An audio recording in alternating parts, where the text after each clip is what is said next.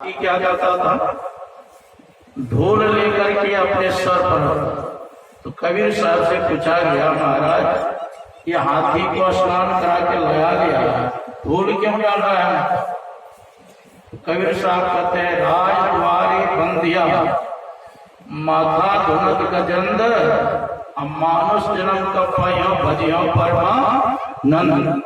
कहते ये ढोल नहीं डाल रहा है, ये सिर ढूंढ रहा। कब हमको मनुष्य शरीर मिले और भगवान के भजन करके परमानंद को प्राप्त। यही बात रहीम कबीर से पूछा गया, धूल धरत निज शीश पर कहो रहीम के काज अते ही रजनी पत्नी तरी सो खोजत गजा।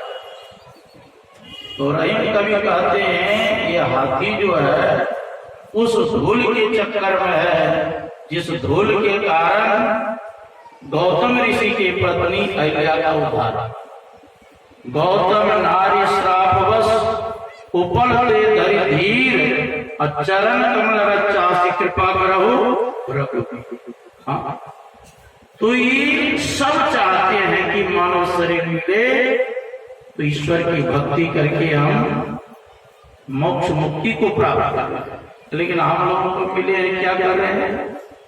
99 के चक्कर में है, न सत्संग करने का फुर्सत है, न ध्यान करने का फुर्सत है, न महापुरुषों के कुछ वचन सुनने का फुर्सत है। जितना यह मानव शरीर श्रेष्ठ है उतना ही क्षणभंगुर भी बता है। कितना क्षणभंगुर है देखो जी। भगवान से प्रार्थना करते हैं, कृष्ण स्तुतीय पद पंकज पिंजराते अद्येव विभव। कहते हैं कृष्ण स्तुतीय पद पंकज पिंजराते अद्येव विभव शत्रु मानस राजहंसः प्राण पयान कपवात पित्ते कंठावरोधन विधौ कृष्णम नमस्ते। प्रभु अभी तो मेरा शरीर स्वस्थ है, तो मैं आपका स्मरण कर रहा हूँ, आपका चिंतन कर रहा हूँ, लेकिन अंतिम घड़ी जब आएगा उस समय तो बड़ा विकट परिस्थिति है। कब बात जब कंठ पर घेर लेगा, अवरुद्ध हो जाएगा, तो उस समय प्रभु आपका कैसे स्मरण करूंगा, कैसे चिंतन करूंगा, कर पाएंगे? जो करना है जवानी में ही कर सकते हैं, संसार बना लो या परमार्थ बना लो। इसीलिए कहा प्रथमे नार्जितम विद्या, द्वितीय नार्जितम धनम, तृतीय नार्जितम पुण्यम, चतुर्थी किम करिष्यति।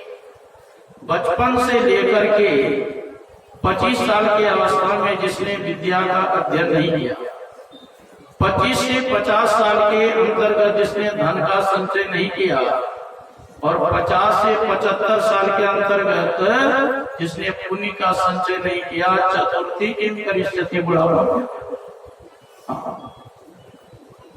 तो ये मानव शरीर मिला है किस लिए? परमात्मा की भक्ति करने की, ईश्वर की भक्ति करने की। भगवान कृष्ण भागवत में कहते हैं, नृदेह माध्यम सुलभम सुदुर्लभम फलवम सुकल्पम गुरुकर्ण धारम मायानुकूलेन भस्वते रीतम भुवान भवादिन नोत्तरेश्वात्मा। नृदेह माध्यम सुलभम सुदृढ़। ये मनुष्य शरीर क्या है? भव सागर पार होने के लिए नाव है। सदगुरु क्या है? वो मल्ला है। और भगवान कहते हैं मेरी कृपा क्या है? वे अनुकूल वायु है। ऐसे शरीर को प्राप्त करके भवसागर से पार होने का प्रयत्न नहीं करता है, वो आत्महत्या का पाप है। यही बात रामचरित मानस में भी है, जो न करे भवसागर नर समाज रस पार अशोकृत निंदक मंदमती आत्महनगति। आत्महत्या का पाप लगता है। एक ब्राह्मण देव ऊब करके घर से ऊब करके जंगल चले गई, एक वृक्ष के ऊपर चढ़े, सोचा यहां से कूदेंगे, आत्महत्या कर। इतने में क्या हुआ? इंद्र स्वर्ग से सियार का भेष धारण करके आ गए वृक्ष के पास। कहते हे ब्राह्मण देवता, किस लिए चढ़े हो वृक्ष के ऊपर? महाराज मैं घर परिवार से उब गया, अब मैं वृक्ष के ऊपर से कूदूंगा और आत्महत्या। अब पहले उतरो नीचे, तब बाद में आत्महत्या करना, आत्महत्या करना। उतरे, सियार के भेष में इंद्र कहते थे तो हाथ में क्या है? तो बहुत खटा छुपा। पैर में क्या है? हाथ बहुत खटा छुपा। कहा अगर ब्राह्मण वाला शरीर छूट जाएगा, हमारे जैसे सियार शरीर में आएंगे तब सुख मिलेगा। अपने से देखो मैं कांटा नहीं निकाल सकता, पीठ में घाव किया मलम पट्टी नहीं करा सकता। हाँ, अरे मनुष्य शरीर मिला है, कुछ भी बन सकते। अभी हम लोग सोचते हैं कि इस शरीर का क्या कीमत, उब गए। अब कोई कहे देखो जो मरना तो है ही है, मरने के पहले 2 आंख दे दो तुमको 2 लाख रुपया दे दीजिएगा। अरे नहीं तो कम से कम किरनिये दे दो ना, दोनों निकाल करके, मरना तो है ही, तुमको 5 लाख दे दीजिएगा। नहीं, कितना महत्व है ये कि एक अंग का, पता ना। ये मानव शरीर मिला है किस लिए? परमात्मा की भक्ति के लिए।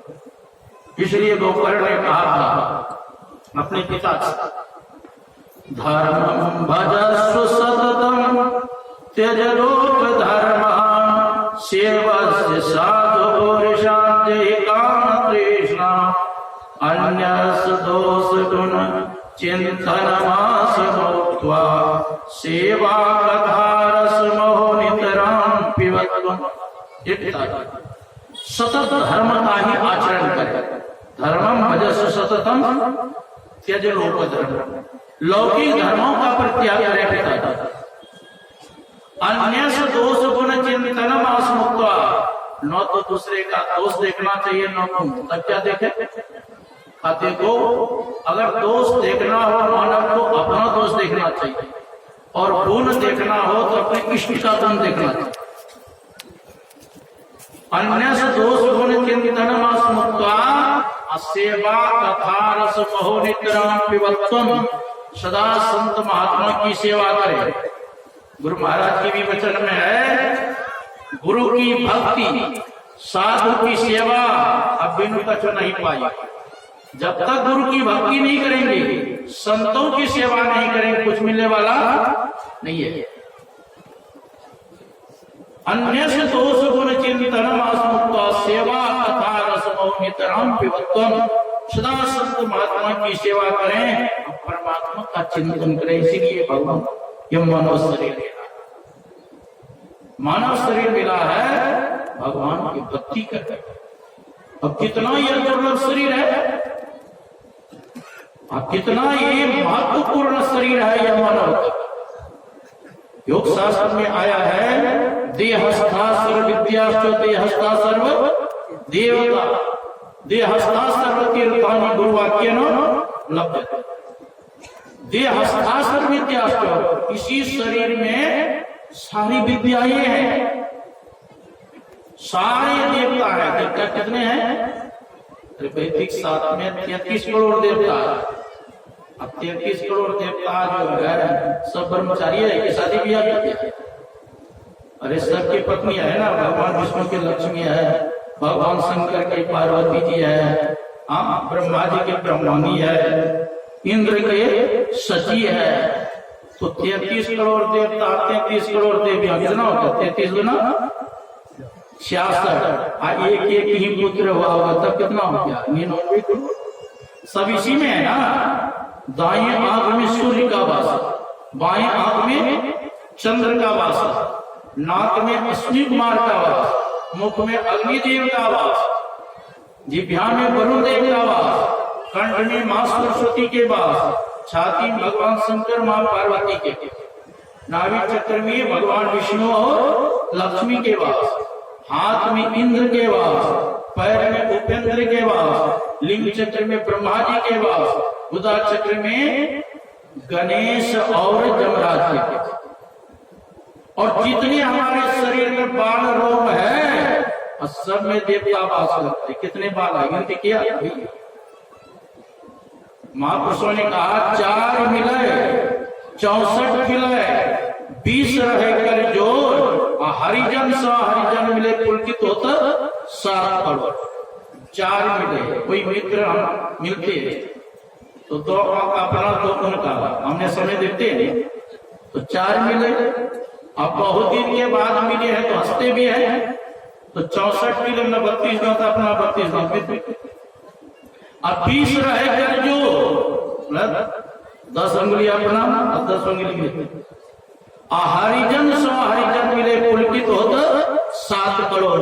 एक भक्त दूसरे भक्त से मिलते हैं तो कहते हैं हम लोगों के 7 करोड़ 3.5 करोड़ रोम हमारे शरीर में है और 3.5 करोड़ मित्र के शरीर में, सब रोम के करोड़ सब में दीप्ताभास करते हैं। कैसा अद्भुत शरीर है। देहस्तासर विद्यास्त्र देहस्तासर देवता देहस्तासर तीर्थानि गुरुवाक्य न लभ्यते। 33 करोड़ देवता 33 करोड़ तीर्थ, ये सारी विद्याएं हम लोगों के शरीर के अंतर्गत है। कितना अद्भुत शरीर है। लेकिन गुरु वाक्य न लभ्यते, जब तक गुरु के शरण में नहीं जाएंगे न देवता का दर्शन होगा न तीर्थ का दर्शन होगा न सारी विद्या ही प्राप्त होगा। इसलिए कहा दुर्लभो विषय त्यागो दुर्लभम तत्व दर्शनम दुर्लभा सहजावस्था सदगुरु करुणम। सदगुरु की दया के बिना विषय त्याग दुर्लभ है। सदगुरु की दया के बिना तत्व दर्शन परमात्मा का साक्षात्कार दुर्लभ है और सदगुरु की दया के बिना सहज समाधि की अवस्था दुर्लभ है। अगर सदगुरु कृपा कर देता तो कहते विषय त्याग सुलभ हो जाएगा, परमात्मा का दर्शन सुलभ हो जाएगा और सच समाधि की अवस्था प्राप्त सुलभ हो जाएगा। इसलिए सदगुरु के शरण में जाकर के उसकी युक्ति जान करके साधन करेंगे तभी सुख और शांति प्राप्त होगा। ताना नापा द्वारा हो रामा अति ही मलिन होता था। गुरु महाराज कहते हैं 9 द्वार जो अत्यंत मलिन है। कभी विचार किए कि इसमें क्या क्या माल है इसमें शरीर में। आंख में कीची है और कान में बुजू है, नाक में नेटा है, थूक खखार है और मलमूत्र का तो भरी है। सुंदरदास जी महाराज ने कहा जा शरीर माही तू अनेक सुख मानी रही हो, ताहि तू विचारिया में कौन बात भरी है। मेद मज्जा मांस रग रग में रक्त भरियो, पेट सी पिटारी सी में ठौर ठौर मरी है।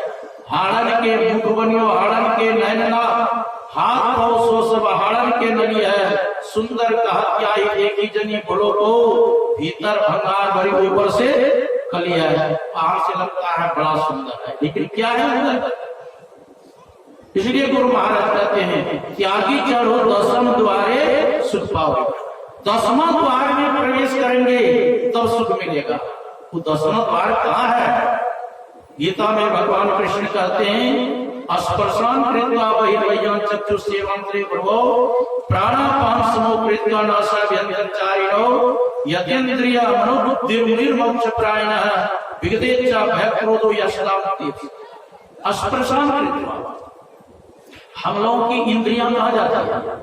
पंच विषय में आंख रूप के तरफ, कान शब्द के तरफ, नाक गंध दुर्गंध के तरफ, जिह्वा रसास्वादन के तरफ, त्वचा स्पर्श के तरफ। जो 5 ज्ञान इंद्रियां 5 विषय के तरफ प्रवाहित हो रहा है, भगवान कृष्ण कहते वही उन विषयों को अंदर मत घुसने तो बाहर निकालता। प्राण अपान वायु को सम करके अपने दृष्टि को भ्रुकुटी के बीच में स्थिर करो। 5 ज्ञान इंद्रियां 5 कर्म इंद्रियां और 4 अंतःकरण इंद्रियों को बस में यतेन्द्रिय मनोबुद्धि मुनि मोक्ष प्रायण है। जो मुनि मोक्ष प्राप्त करना चाहता है विगतेच्छा भय क्रोध, इच्छाओं का त्याग करे, क्रोध का त्याग करे। विगतेच्छा भय क्रोध यश का मुक्ति। ऐसा जो साधक करते हैं कहते वह मुक्ति है। गया स्वनित्य सन्यासियों नो द्वष्टि नो कांक्षति निर्द्वंदो महाभाव सुखमंदात् प्रमुच्यते। कहते हैं उसको नित्य ही सन्यासी समझना चाहिए। किनको? यो नो दृष्टि नो कांक्षति, न तो कुछ पाने की आकांक्षा करता है, न तो किसी से द्वेष करता है। ऊर्ध्वं गच्छन्ति सत्तस्तः मध्ये तिष्ठन्ति राजसः जघन गुण प्रवृत्तिषु अधो गच्छन्ति तपः। अगर सात्विक भावना से आपने शरीर का परित्याग किया, उस शरीर छूटने के बाद कहाँ जाएंगे? ऊर्ध्वं गच्छन्ति सत्तस्तः स्वर्ग जाएंगे। हम मध्य तिष्ठन्ति राजसः, और रजोगुण की प्रवृत्ति में अगर आपने शरीर का परित्याग किया तो शरीर छूटने के बाद फिर मानव शरीर है। और तमोगुण की प्रवृत्ति में अगर शरीर का परित्याग किया तो पशु योनि में जाएंगे या वृक्ष योनि में जाएंगे। यान्ति देवव्रता देवान पितॄन् यान्ति पितृव्रता भूतानि यान्ति भूतेत्य यान्ति मध्याजिनोऽपि। भगवान कृष्ण कहते हैं कि भूत को पूजने वाले मानव कहाँ जाते हैं? भूत के पास। पितर को पूजने वाले पितर के पास, देवता को पूजने वाले देव के पास, और मेरा पूजन करने वाले, मेरा स्मरण करने वाले, मेरा चिंतन करने वाले भगवान कहते मेरे पास आते। इसीलिए अर्जुन से कहा था सर्वधर्मान् परित्यज्य मामेकं शरणं व्रज अहं त्वा सर्वपापेभ्यो मोक्षयिष्यामि। हे अर्जुन, क्या कहते हैं? सभी धर्मों को त्याग कर मेरे शरण में आ जाओ, मैं तुझे सभी पापों से मुक्त कर दूंगा। मां सोचा चिंता मत। देखो, पिता का धर्म क्या है? पुत्र को पढ़ा लिखा कर योग्य करना। पत्नी का धर्म है पति की सेवा करना। राजा का धर्म है प्रजा की सेवा करना। प्रजा का धर्म है राजा की आज्ञा का पालन करना। तो क्या ये सब धर्म कर्म छोड़ दिया जाए? कहने का मतलब क्या है? देखो, आंख का धर्म है देखना, कान का धर्म है सुनना, नाक का धर्म है सुनना, जिह्वा का धर्म है रसास्वाद करना, और त्वचा का धर्म है स्पर्श। जो 5 ज्ञानेंद्रियों का धर्म है, आप उसका त्याग करके अर्थात मेरा चिंतन करो, मेरा स्मरण करो, मैं तुझे सभी पापों से मुक्त कर दूं। वेद व्यास जी महाराज 18 पुराण लिखे, उसमें सार गर्भित क्या? अष्टादश पुराणेषु व्यासस्य वचनद्वयम् परोपकाराय पुण्याय पापानां परिपीडनाय। 18 पुराणों के सार गर्भित उन्होंने कहा अष्टादश पुराणेषु व्यासस्य वचनद्वयम्, 2 ही वचन सार है। परोपकाराय, परोपकार करना ये सबसे बड़ा पुण्य है। अब पापानां परिपीडनाय, दूसरे को सताना कहते ना, ये सबसे बड़ा पाप है। पर ये सरिष धर्म नहीं भाई, अब पर पीड़ासम नहीं अधर्म। दूसरे का हित करना इससे बढ़कर के धर्म नहीं है, और दूसरे को सताना, कष्ट देना, लूटना, मारना इससे बढ़कर के पाप नहीं है।